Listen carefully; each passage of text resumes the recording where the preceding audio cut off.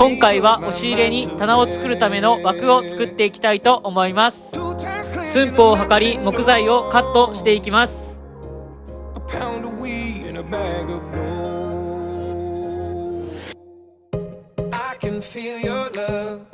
カットした木材で収納の枠を作っていきます。